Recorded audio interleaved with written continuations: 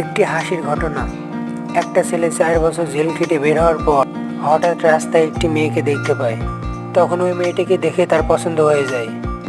তখন ওই ছেলে ওই মেয়ের বাবার সাথে কথা বলার জন্য যায়।